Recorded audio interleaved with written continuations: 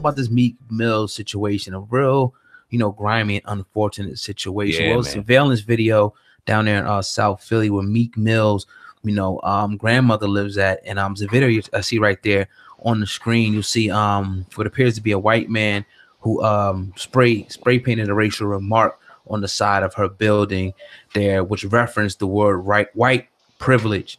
There's been all up on Instagram. The crazy part was that it's a black neighborhood, and he says it's been gentrified 20 years ago. We knew what's going on in Philly Temple and all the different colleges. That's a whole nother subject. But what do you think about this though, Sam, man? Meek Mill's grandmother, target of a white man, pretty much going there and painting a racial slur, I guess.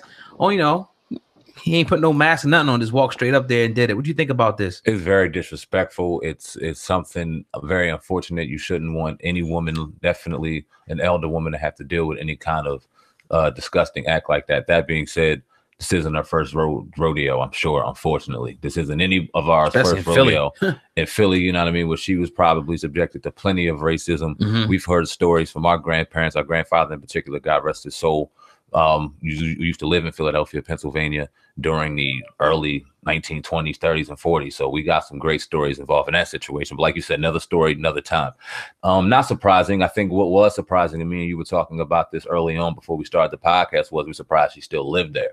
Why is she not in the burbs somewhere far away from that situation? But then you know how a lot of our elders are. They get into their place and it's theirs. Yeah, no matter what. Right. So like I said, this isn't surprising to me. It's unfortunate. It's disgusting. And they knew it was Meek Mill mom's grandma's house. They were trying to make a scene. So you think it's any possibility of this being like the higher ups, sending him a message, somebody sending him a message like, yo, because we already know about, it's been a lot. I don't know if you've seen it, but somebody from Meek Mill's entourage, not exactly from his aunt, that was affiliated with him, like a business associate was killed. Yeah, somebody else was killed.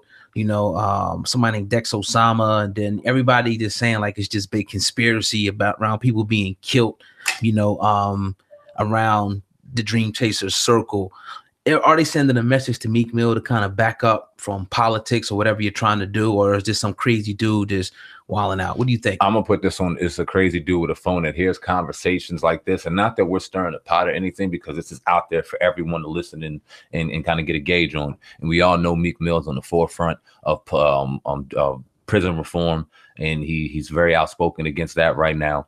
And he talked about it and alluded to it a little bit on the Breakfast Club. If somebody even came up to me and pressed me, I'm backing off that. He's really kind of in his box with as far as being out there and protecting his family and things like that first. And that has to be respected and commended. I don't see this as a situation where anyone's trying to, from a higher up perspective, sending a message to them. I think this is somebody on their phone kind of getting wind of all this stuff and trying to create a moment. Well, either way, I mean, I'm looking at this comment on the article, and it says they want to scare him so he can stop talking about justice and reform in the system. Remember what he said on the Breakfast Club. It's funny, and I'm just seeing that after I said that, but it doesn't matter if it's a higher up or just some regular crazy old person, you know what I mean? That's trying to send him a message. Obviously, we know that when you start getting into, when you want to take, your struggle, worldwide, we seen people get killed. A lot of activists, which Meek Mill says he's not an activist. So it's really like a territory where, a few people dare to go. A lot of people get quiet because they know that on the side, it could be people who, stand for certain things, and you taking that stance could mean somebody else could be out of something. So they want to defend that. That's just how America is. So, I think it's just, just some crazy guy, like you said, saw something on the internet, find out where she lived at, and just wanted to make a little headline.